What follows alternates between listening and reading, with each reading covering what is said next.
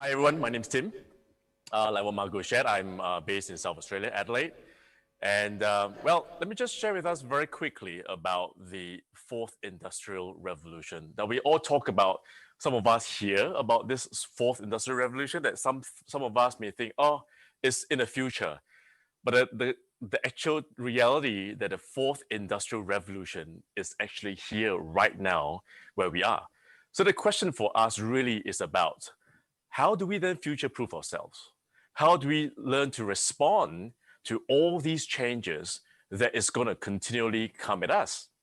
Just like how George shared with us, that when the changes was imposed on us as an organization and as individuals within that organization, how did we then respond in such a way that allowed the organization to thrive and at the same time to give individuals the opportunity to be able to moderate and to regulate themselves.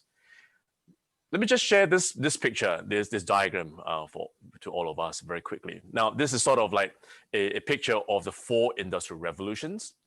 Started off in the 17th or 18th century, where Industry 1.0 is about where things are mechanization, steam engine, the weaving iron. Now that started in the 18th century, which led to the 19th century, which is Industry 2.0, where it's about mass production, it's about assembly line and electrical energy. Now that was the 19th century. Of course, moving on to the 20th century, that maybe just do a bit of a quick history. Typically, we always talk, for those of us who are history buffs, I'm a little bit of that. We'll talk about the two wars, World War I and World War II, that of course we know that at the end of the day, the Allies won the war. And we always talked about how, or people talk about how, oh, it's because of the Allies and they have good strategies and all that. That is part of the truth. To me, the real truth is that the Allies won the war because the US at the time, in the 40s, 42 to 44, their industry, their ability to churn out more tanks, more bullets, more weapons was the key component that helped them to win the war. So it was because the US was the juggernaut when it came to Industry 2.0. So that, of course, we moved to Industry 3. That was somewhere between 1960s onwards to around 2000. And this is where the computers started coming around. Now, with the computers, if those of you were old enough to remember that in the 80s, we have Apple computers. I remember that very, very quickly, just to share a very quick story. I remember I was in my teens at that time, and one of my friends had an Apple II computer. And almost every weekend, we went to his place. We played computer games on the Apple. It was fun. And one of my friends was saying that, oh man, this is the top of technology. Nothing can beat that. Now, that was in the 80s. Look at where we are today. I'm talking to you from Adelaide, and all of you are in Sydney. Now, Industry 4.0 is where we are today. We talk about cyber systems, we talk about Internet of Things, we talk about networks. Now, if I may just give a very quick illustration of how we have responded in terms of our jobs, in terms of our careers. Industry 1 and 2 is very much like we were sitting on a train where our career paths, our jobs, there's only one job. We stayed in that job or in the organization all our life because that was the expectation. So the train driver had full control of the journey that you had in terms of your careers, in terms of your job. So and that was the expected thing. In Industry 3, this is where in the 80s and 90s, it was like riding a bus. Now, things changed slightly because at the time with all these different changes that came about, careers and jobs became what we call a series of events where it is okay to now transfer from one bus to another. So likewise, it is okay for people to start to sort of change different company, but it could still stay in the same industry. But at the end of the day, it is still the bus driver of that particular bus that is still directing us. So likewise, in companies and organizations, the careers were planned by the organizations, not the individual. But in Industry 4.0, where we are today, it is very much more like piloting a drone. When we pilot a drone, we are in control right now. We are in control of your career journey. You are doing what is necessary. So in a way, we respond to changes in the environment. And this is where we are today. about being adaptable and the stuff that which George just shared with us, it is looking at the environment, it is responding to the changes, and we move and we pivot ourselves rapidly in response to the environment. So that is really the background to Industry 4.0.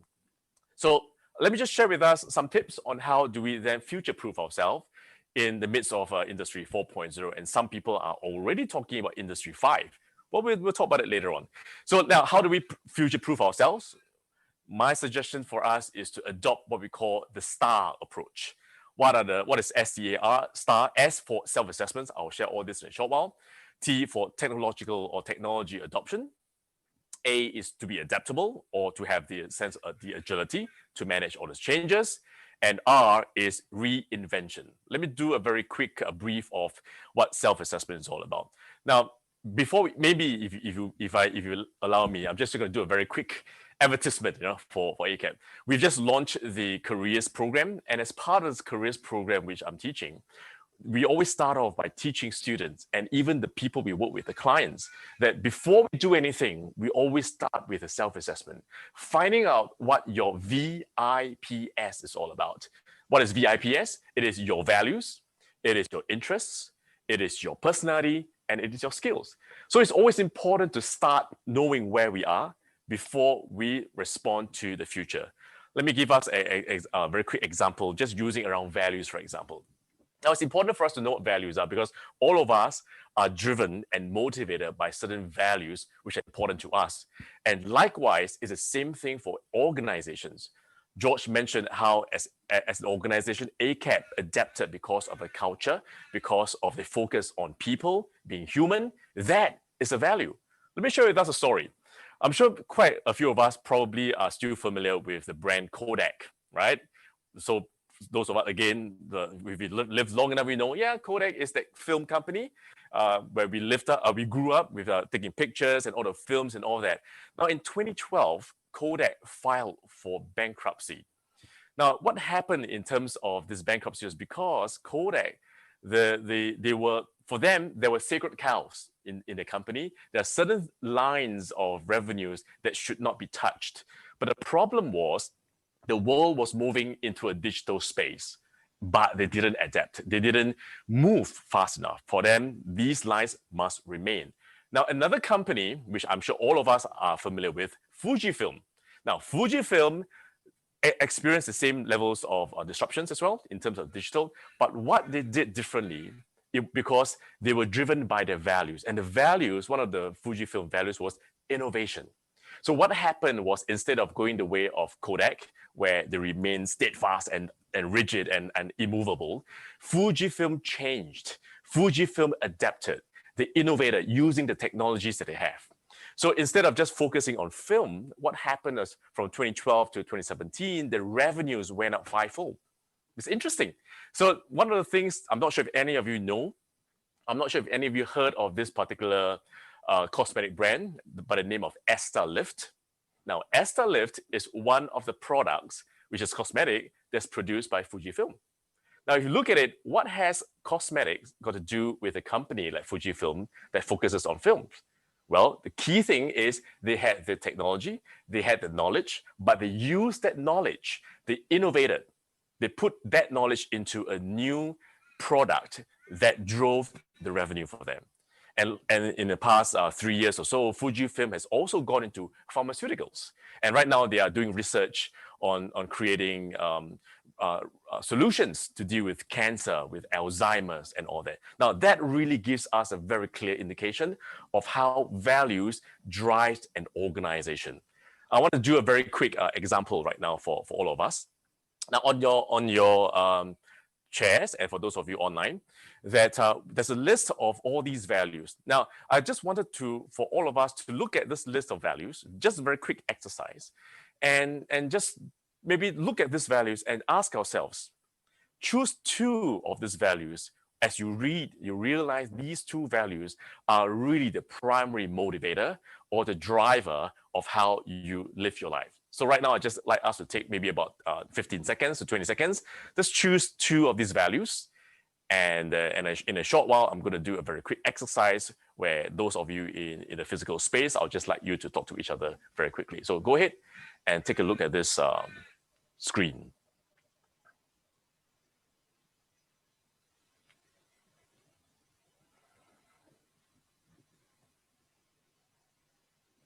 Okay, now that you've chosen the two values, I'll let all of you in the physical space, if possible, within social distancing, just to find someone on your left or on your right, and just for 30 seconds each, just share with each other the values that you chose, and just very quickly, why is it that these values are important to you? So I'll invite all of you in the physical space just to do this short little exercise. And for those of you online, have a conversation with yourself, why these values are important to yourself. Just go ahead, everyone, for just 1 minute.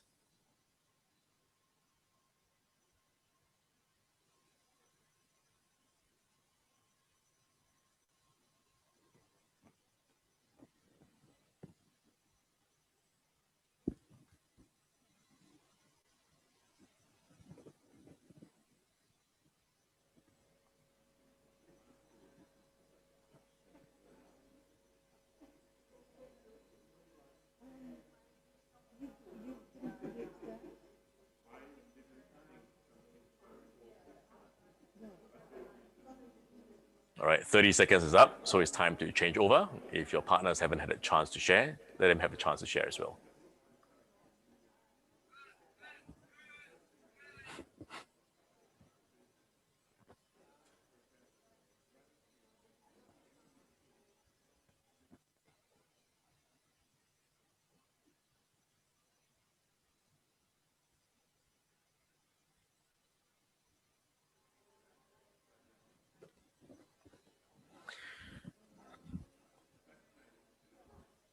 All right, regrettably, the 1 minute is up. It's just too quick, isn't it? Now, I just want to carry on. Now, for those of you who had a chance to share, do you notice how excited your partners were or the group mates were in sharing their values? That gives us an indicator that all of us are driven by certain values. If I may just give a very quick example in terms of personal values. Imagine if I'm not sure if any one of you have talked about family. I'm not sure if families, but I'll give you an example. Imagine if family is a top value for you, meaning to say everything that you do revolves around your family. Your job, the paid job that you do, the volunteer work that you do, everything revolves around that. Now imagine next week when you go back to your office or your bosses come to you and say, look, we've got this exciting project that's going to come up. We're going to pay you more money for that. And this project requires you to travel overseas, even though we're right now we can't travel in Australia, get out of international travels. But the boss says, we will make arrangements for you to travel out. So, but unfortunately, your family can't go with you. So for 1 year, you're going to be out there in some exotic place doing this business line for us, but your family can't be with you. Now, looking at just this example, ask yourself, if family is your top value, how likely would it be that you will take up this job role? If you were like me, chances are probably not. Because if family are my top values, even though you offer me an exciting opportunity, I probably won't, because if my family can't go with me, what's the point? So just this very simple example shows how important values are for all of us. So as a starting point, we need to do self-assessment to figure out our VIPS, our values, our interests, our personality, and our skills. Of course, there are many activities for I, P, and S. So again, if any of you are interested, we've launched our course. You could actually sign up and maybe come along, join us in this course, and I can teach all of you what kind of tools and approaches to help yourself and your clients to figure out your VIPS. Now, let me just go on to the others. So the other part will be in terms of T for technological adoption. Now, we know that technology is where Industry 4.0 is all about. So we talk about how it's cyber physical systems, we talk about Internet of Things, we talk about artificial intelligence. Now, all of us are very familiar with technology today. Now, about 5 years ago, the Committee for Economic Development Australia did a research, and the shocking result was this, that by 2030, that's barely 9 years from now, by 2030, up to a possibility of 40%, that's 40% of jobs in Australia may be lost to technological advancement. Now that's shocking. It's 40%. Can you imagine that? And that's just barely 9 years from now. In terms of that percentage or the data, just look at it in terms of how over the past 5 years, just look at the checkout, the self-checkout counters that has popped up in Kohl's and Woolies all across the nation in just 5 years. When the self-checkout counters, which is technology disruption, was first introduced, a lot of people were very, very uncomfortable with that. A lot of people, nah, I'm going to stick to the usual checkout counter where I can speak to the person, we can have a conversation, but this is what Aussie life is all about. But we realized over time that the adopters, those who were comfortable, shifted to make use of the self-checkout counters. So the early adopters did that, and things went really well. It became very smooth. But looking at that, that really was how technology shifted things around it, is how we respond effectively to technology. So it's important for us as a nation to recognize that there are all this resistance to technological adoption, but we have to overcome that as part of the ability to adapt. Now, Robert Half, one of the recruitment companies, found that up to 33% of organizations and individuals are resistant to change because for them, this whole idea of changing and adopting technology now is something I want to do. So there's 1 out of every 3 people who will not want to change because they find that it is too hard. So that is really a challenge for all of us today, that being able to adopt or adapt to technology really will help us to future-proof ourselves. Now, the third point in terms of, let me just go down to the next screen. Where's my mouse? The point about adaptability. Now, if I may just share a very quick definition, is the ability to regulate our thoughts, our emotions, and our behaviors in response to the changing environment. So the environment changes, but adaptability is how we emotionally, behaviorally, and even our thoughts, how we regulate those thoughts in the midst of adaptability. So George earlier mentioned that when COVID hit us, we had 4 days as the organizations to adapt, to shift 900 over courses online. Now that is really a demonstration of adaptability. Instead of whining and whinging, which I guess most of us probably will do, maybe George, some of us probably whine and whinge about it, but those of us, we recognize that there is a need for us to adapt. There is a need for us to moderate those emotions. There is a need for us to put all those negative thoughts aside and look at this challenge of adapting head on, face it, deal with it, and move everything online. And 1 year later, like what George is sharing with all of us, we are in a much better place because we managed to adopt and to adapt. So I think that is something I'd like to encourage all of us listeners, that we have, we started off with self-assessment, knowing what your values, your interests, your personality, and your skills are. And then the second part is adapting technology. The third thing is knowing how to adapt. And finally, just very, very quickly, now this picture, which I'm sure many of us are very familiar with who this individual is Madonna. Now, looking at these pictures from the left to right, these are the pictures of Madonna from 80s, 90s, noughties, 2010, and today, 2021, 2020s. If you notice Madonna, up to today, every decade, she reinvented herself. She changed her looks. She modified her songs. She looked at what the trends were in terms of the market, and she adapted and she reinvented herself to make herself relevant to what's happening out there. So that's why we talk about it. In the 80s, when Material Girl came out, and today, I don't know what song it is, but we still hear, well, I'm not so much in touch with songs now, but we can see how powerful Madonna kept herself relevant. Now, that is the fourth component of future-proofing, that reinvention. How do we as organizations and individuals continue to reinvent ourselves in response to the change and response to all these challenges and disruptions that are in the face of us? So to just wrap up this very quick presentation, in order for us to respond, in order for us to future-proof ourselves in terms of Industry 4, or maybe in the future Industry 5, is about knowing how to adopt STAR into our lives, both individually as well for our organizations to do a self-assessment, to know what our VIPS is or are, adopt technology, be adaptable, and continually reinvent ourselves so that we can face the challenges coming up ahead of us. So thank you everyone for listening to me. Back to you, Marco.